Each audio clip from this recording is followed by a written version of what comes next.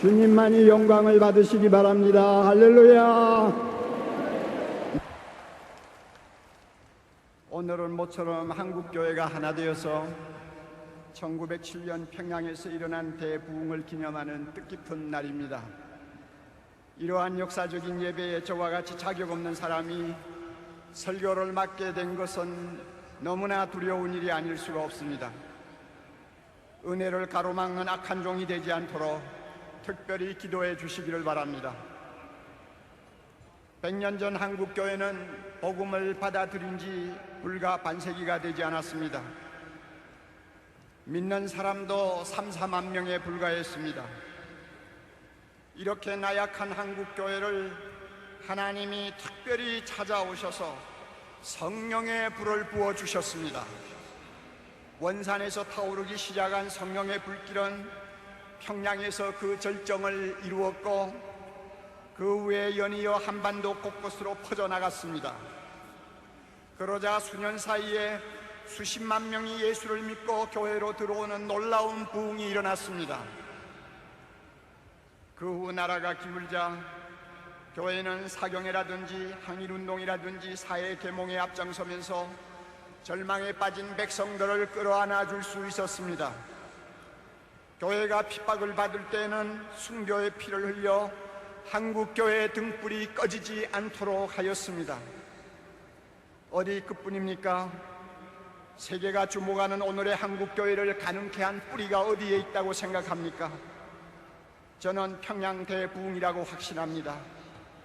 이런 전무후무한 은혜를 100년 전에 이 땅에 허락하신 하나님을 우리가 어찌 찬양하며 경배하며 영광을 돌리지 않겠습니까? 우리가 평양 대부흥을 돌아보면서 무엇보다도 특별히 주목해야 할 중요한 사실이 하나 있습니다. 그것은 성령의 기름 부으심과 함께 강력한 회개운동이 일어나기 시작했다는 사실입니다. 이것은 우리가 흔히 아는 그런 회개가 아니었습니다. 성령께서 죄를 자복하도록 몰아붙이지 아니하면 절대로 일어날 수 없는 불가사의한 회개였습니다. 당시 기록을 보면 전에는 경험하지 못한 무시무시한 죄의 공포가 우리 위에 임하였다는 말이 있는가 하면 아무도 그것을 피하여 도망할 수 없었다는 말도 기록되어 있습니다. 이런 이유로 장대현 교회에 모였던 선교사들과 교인들은 밤새도록 가슴을 치고 통곡하면서 숨은 죄를 토해 놓았습니다. 이런 초자연적인 회개를 경험하면서 한국교회는 세상 앞에 새로운 모습을 보여줄 수가 있었습니다. 우리가 왜 100년 전의 부흥을 다시 사모하고 기다리는 것입니까? 가장 절박한 이유는 한국교회 다시 살아나야 하기 때문입니다. 한국교회 다시 살아나야 하기 때문입니다. 한국교회가 사는 길은 100년 전과 같이 성령의 기름 부음을 받고 교회 안에 있는 악한 것들, 우리 안에 있는 더러운 것들을 다 쓸어내는 회개밖에 없다고 저는 믿습니다. 우리는 한국교회 이래서는 안 된다는 탄식을 오래전부터 듣고 왔습니다.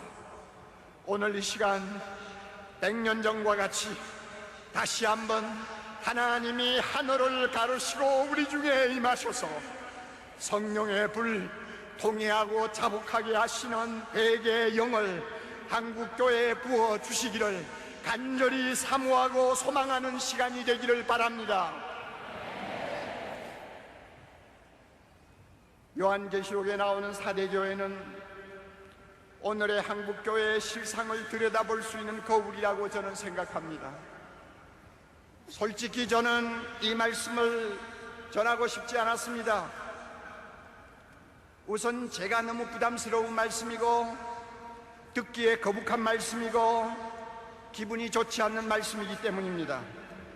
그래서 저는 이 말씀 오늘 전하고 싶지 않아서 꽤 고집을 피웠습니다마는 주님은 밤낮 이 말씀에만 매달리도록 종을 몰아붙였습니다.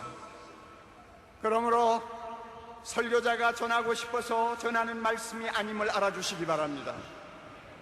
오른손에 7영과 7뼈를 가지신 예수 그리스도께서 한국 교회를 위해서 주시는 말씀이라고 저는 믿습니다. 4대 교회를 향해서 주님은 이렇게 책망하십니다. 내가 내 행위를 아노니 내가 살았다는 이름은 가졌으나 죽었느니라. 내가 내 행위를 아노니 내가 살았다는 이름은 가졌으나 죽었느니라. 이름이 살았다는 것으로 보아 4대 교회는 평판이 꽤 좋았던 것 같습니다. 이름만 들어도 사람들은 아, 그 교회 대단하지, 대단해 하고 인정을 했던 것 같습니다. 성경학자들은 4대 교회가 한때 놀라운 부흥을 경험한 화려한 과거를 가지고 있었다고 생각합니다. 그들은 오랫동안 그 후광을 즐기고 있었던 모양입니다. 따라서 사람들 보기에는 살아 움직이는 교회처럼 보였을 것입니다. 열심도 뜨겁고 봉사도 많이 하고 예배도 감동적이고 뭐 하나 흠을 잡을 데가 별로 없었던 것 같습니다. 그러나 이런 것들은 어디까지나 사람들의 눈에 비친 그 교회의 허울에 지나지 않았습니다. 불꽃 같은 눈으로 중심을 보시는 주님의 눈에는 불행하게도 그 교회는 행위가 죽어 있었습니다. 행위에서 온전한 것을 찾을 수 없었던 것입니다. 사랑하는 성도 여러분, 행위가 무엇입니까? 말씀대로 순종하는 삶입니다. 사랑하는 성도 여러분, 행위가 무엇입니까? 믿음과 행동이 일치하는 삶을 가리킵니다. 4대 교회 안에는 몇 사람을 빼고는 그렇게 사는 자들이 거의 없었던 것입니다. 저는 4대 교회를 보면서 오늘의 한국 교회를 보는 것 같다는 불안을 감출 수가 없습니다. 우리는 수십 년 동안 기적 같은 부흥을 경험한 화려한 과거를 가지고 있습니다. 지금도 우리는 그것을 자랑하고 있습니다. 5만이 넘는 교회, 1000만의 성도, 세계 제1의 교회, 새벽을 깨우는 대단한 열심, 남에게 뒤지지 않는 헌신, 10,000명이 넘는 선교사들, 많은 헌금, 큰 교회당 등 자랑거리가 한두 가지가 아닙니다. 세계를 다녀보십시오. 한국교회에서 왔다고 하면 다시 한번 우리를 쳐다봅니다. 겉으로 보면 한국교회는 절대로 죽은 교회가 아닙니다. 무엇보다도 한국교회에는 목숨을 아끼지 아니하고 충성하는 목회자들이 참 많이 있습니다. 말씀대로 살아보려고 목사보다 더 힘쓰는 평신도가 생각보다 많다는 것을 저는 잘 알고 있습니다. 이들이야말로 한국교회의 자존심이라고 아니할 수 없습니다. 그래서 만일 누가 오늘의 한국교회를 보고 행위가 죽었다는 소리를 하면 저는 그 말을 절대로 인정하고 싶지 아니한 사람 중에 하나입니다. 그렇지만 저의 이러한 확신을 흔들어 놓는 심각한 사실이 있습니다. 그것은 이 사회가 한국교회를 너무 불신하고 있다는 것입니다. 교회를 신뢰하지 않는 것 같습니다. 목사의 신뢰도는 오래전부터 하위권입니다. 교회에 들어왔다가 실망하고 등을 돌리는 젊은이들이 적지 않습니다. 전도를 해도 잘 받아들이지 않습니다. 무종교자들에게는 기독교가 제일 인기가 없습니다. 일반적으로 사람들은 우리를 이중인격자로 보는 것 같습니다. 말하고 행동하고 다르다는 것입니다. 사랑하면서 교회는 왜 그렇게 잘 싸우느냐고 비아냥거립니다. 예수를 믿는 우리가 자기들보다 더 정직한 데가 어디 있느냐고 따져 묻습니다. 돈을 사랑하는 데는 자기들과 똑같다고 봅니다. 사회의 각종 스캔들에 교회 다니는 사람이 끼어도 이제는 더 이상 놀라지도 아니합니다. 한마디로 자기들하고 다른 점이 별로 없다고 보는 것입니다. 기가 막히게도 우리는 이런 비난을 받으면서 한마디 변명도 제대로 못하고 있는 실정입니다. 솔직히 말해서 예수 믿는 우리들의 도덕성, 가치관, 처세관을 놓고 보면 세상 돌아가는 쪽으로 더 많이 기울고 있다는 것을 숨길 수가 없습니다. 우리도 모르게 우리는 세속주의의 늪에 빠져 허우적거리고 있는 모습을 세상 앞에 그대로 보여주고 있는 것입니다. 이처럼 교회가 짠맛을 잃으면 우리보다 더 악한 세상 사람들의 발에 짓밟히도록 내던지는 것이 주님의 징계요 심판입니다. 우리가 지금 그러한 끔찍한 상황에 놓여 있지 않는지 두려운 마음을 금할 수가 없습니다.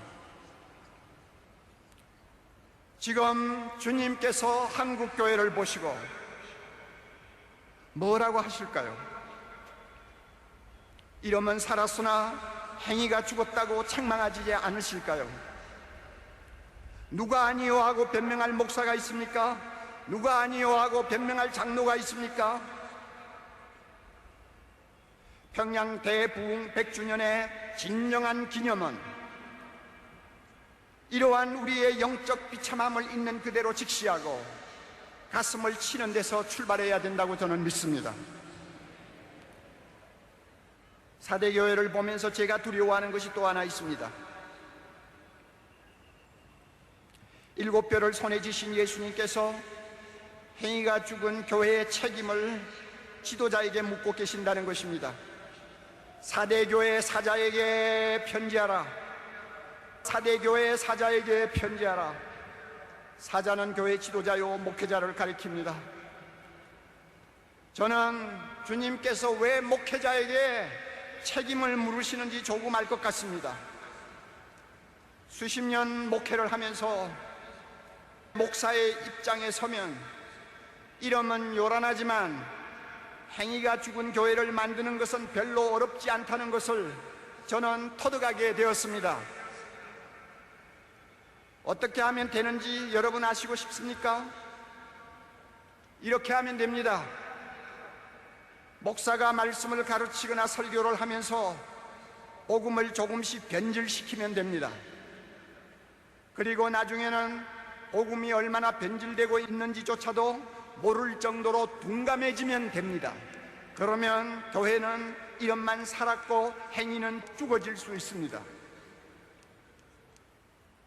우리가 잘 아는 바와 같이 복음이란 누구든지 예수를 믿으면 구원받는다고 하는 기쁜 소식입니다. 그러나 이 복음에는 진리의 양면성이 들어있습니다. 구원은 믿음으로 받지만 그 믿음의 진가는 순종하는 행위로 검증받아야 한다는 것입니다. 따라서 믿음이 구원의 절대적인 요소라고 한다면 행위는 구원의 필연적인 요소가 됩니다. 우리는 구원받기 위해 순종하는 것이 아니라 구원받았기 때문에 순종하는 사람들입니다. 그러므로 믿음과 행위는 따로 놓고 생각할 수가 없습니다. 예수님은 이 사실을 가리켜서 좋은 나무와 좋은 열매로 비유를 하셨습니다. 따라서 목회자는 믿음과 순종을 똑같이 중요하게 다루고 가르쳐야 합니다. 믿음으로 구원 얻는다는 로마서를 설교했으면 행함이 없는 믿음은 죽었다는 야고보서도 진지하게 가르쳐야 하는 것입니다. 청중은 원래 귀에 듣기 좋은 말씀을 선호하는 경향이 높습니다. 믿기만 하면 구원받는다고 하면 모두가 아멘 합니다. 믿음만 있으면 하늘의 복도 받고 땅의 복도 받을 수 있습니다 하면 할렐루야 하고 열광합니다. 그러나 행함이 따르지 않는 믿음은 거짓 믿음이요 구원도 확신할 수 없다고 하면은 얼굴이 금방 굳어져 버립니다. 말씀대로 살지 못하는 죄를 지적하거나 책망하면 예배 분위기가 금방 싸늘해져 버립니다. 듣기가 싫고 몹시 거북스럽기 때문입니다. 사랑의 교회에서 사역할 때 저는 비슷한 반응을 가끔 볼 수 있었습니다. 이런 청중의 반응에 예민해지면서 저도 모르는 사이에 그들이 좋아하는 말씀을 일부러 골라서 설교하는 사람으로 바뀌는 것을 보았습니다. 대신 죄라든지 회개라든지 순종이라든지 거룩이라든지 하는 듣기 피곤한 말씀은 할 수 있으면 피하거나 꼭 말을 해야 할 때는 달래듯이 부드럽게 말하고 싶어하는 유혹에 끌려가는 것을 보았습니다. 저의 이런 모습은 예수님이 절대로 바라시는 것이 아니었습니다. 저도 절대로 원하는 것이 아니었습니다. 그러나 실제로는 그런 일이 강단에서 일어나고 있었고, 그 결과 저도 모르게 복음을 조금씩 변질시키는 설교자가 되어가고 있었습니다. 이렇게 되니까 교회가 커지면 커질수록 말씀대로 순종하는 행위에는 별로 관심이 없고, 믿음만 가지고 떠드는 값싼 은혜에 안주하기를 좋아하는 무리들이 자꾸만 늘어가는 것을 볼 수가 있었습니다. 종교개혁자 루터를 여러분 기억하실 것입니다. 구원은 오직 믿음으로 받는다고 하는 놀라운 복음을 재발견한 위대한 지도자였습니다. 그는 우리가 구원을 받는데 의로운 행위는 아무런 공로가 되지 못한다고 가르쳤습니다. 그는 비텐부르크에서 34년간 4,000번 이상 설교를 했습니다. 그러나 믿음을 일방적으로 강조하는 루터의 신학을 제대로 이해하지 못한 사람들은 그의 메시지를 곡해하기 시작했습니다. 순종하는 행위에 대해서는 별로 관심을 두지 않는 사람들이 되어가고 있었습니다. 믿기만 하면 구원받는데 죄 좀 지었다고 해서 그게 뭐가 그렇게 대단한 거냐 하면서 자기 욕심대로 살기를 좋아하는 사람들이 되어가고 있었습니다. 따라서 그 도시는 믿음의 방종이 난무하는 타락한 사회가 되어갔습니다. 이런 기막힌 상황을 지켜보면서 루터는 자기 설교에 대한 확신이 흔들리기 시작했습니다. 그래서 한동안은 설교를 그만두었습니다. 그리고 그는 이렇게 단식했다고 합니다.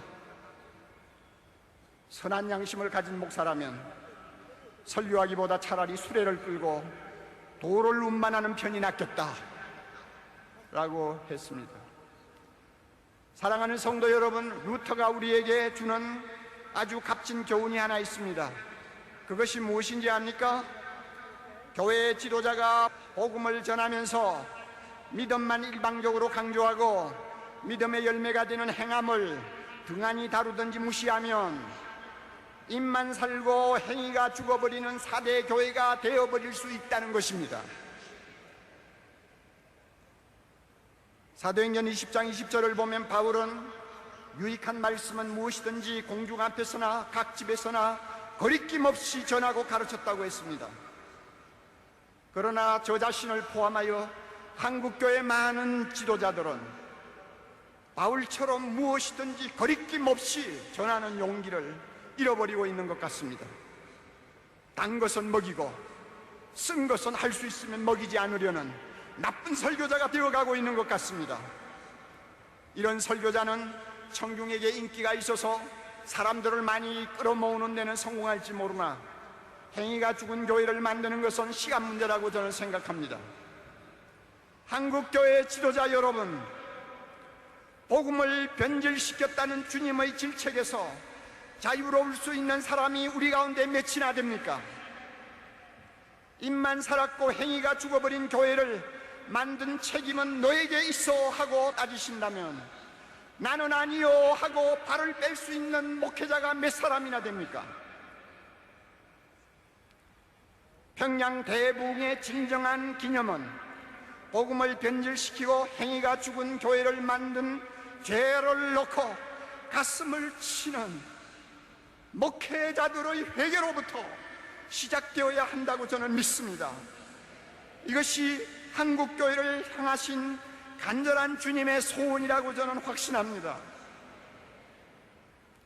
주님은 행위가 죽은 4대 교회를 향해 회개하라고 명하십니다. 회개만이 살 길이라는 것입니다. 한국교회를 향해서도 똑같은 명령을 하고 계신다고 저는 믿습니다. 그러나 여러분, 답답한 일은 우리 힘으로 회개가 잘 안 된다는 것입니다. 다 해보셔서 아시지 않아요? 우리 힘으로 회개 잘 못합니다. 입으로 잘못했다는 말은 수없이 할 수 있지만 죄를 끊어버리고 단호하게 돌아서는 거룩한 결단은 잘하지 못합니다. 그래서 100년 전에 하디 선교사가 하던 회개, 길선주 장로가 하던 회개, 무명의 성도들이 밤새도록 추운 겨울밤 찬마룻바닥에 엎드려 땅을 치며 통곡하던 그 회개를 오늘 한국교회에서는 찾아볼 수가 없게 된 것입니다. 그들에 비해서 우리는 엄청나게 많은 죄를 더 짓고 사는 사람임에도 불구하고 오늘날 회개는 점점 한국교회에서 형식적인 것이 되어버리고 말았습니다. 이것이 오늘 한국교회의 생명을 서서히 죽이는 암과 같은 존재라고 생각합니다. 우리가 진정한 회개를 하고 세상 앞에 새 옷을 갈아입으려면 성령께서 회개할 힘을 우리에게 주셔야 합니다. 통회하고 자복하고 버리는 결단을 할 수 있도록 성령이 우리를 도와주셔야 합니다. 우리의 힘으로는 안 됩니다. 우리의 능으로도 안 됩니다. 오직 하나님의 신으로 할 수 있습니다. 한국교회는 하나님의 성전된 우리를 깨끗하게 청소하실 성령의 초자연적인 역사가 절실히 필요합니다. 이를 위해 100년 전과 같이 하나님께서 하늘을 가르시고 이 땅에 강림하셔서 아낌없이 부어주셨던 성령의 불, 회개의 영을 다시 부어달라고 힘을 다해 부르짖어야 될 것입니다. 부르짖고 문을 두드리면 주님께서 응답하실 줄 믿습니다. 너희가 악할지라도 자녀에게 좋은 것을 줄 줄 알거든 하물며 하늘에 계신 너희 아버지께서 구하는 자에게 성령을 주시지 않겠느냐? 성령을 주시지 않겠느냐? 성령을 주시지 않겠느냐? 성령을 주시지 않겠느냐? 우리 하나님의 약속입니다.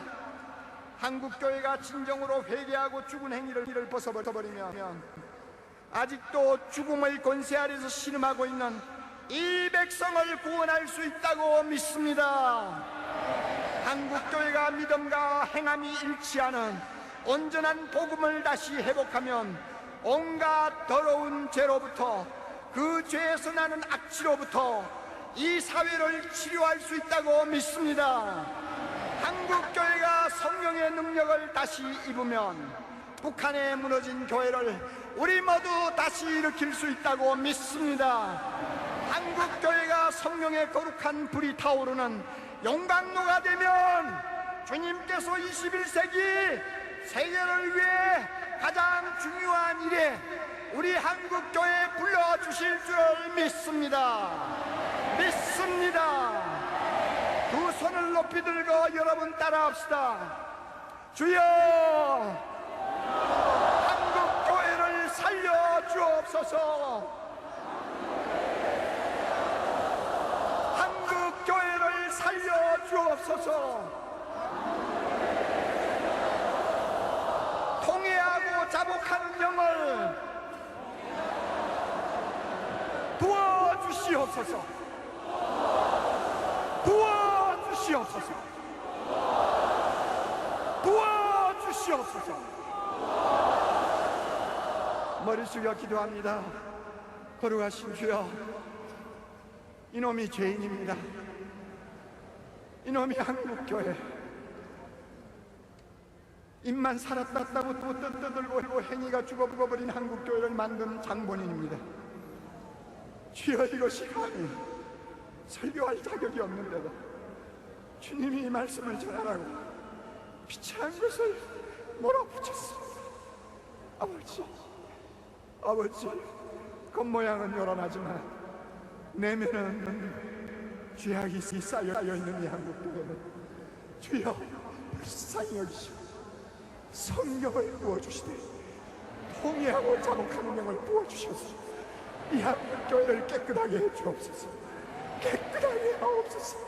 깨끗하게 하옵소서. 그리하여 이 민족에게 소망을 주게 하시고 이 나라를 바른 길로 인도하게 하시고 주의 거룩한 영광이 이 땅에서 경배를 받으시도록 축복해 주시옵소서. 예수님 이름으로 기도하옵나이다. 아멘.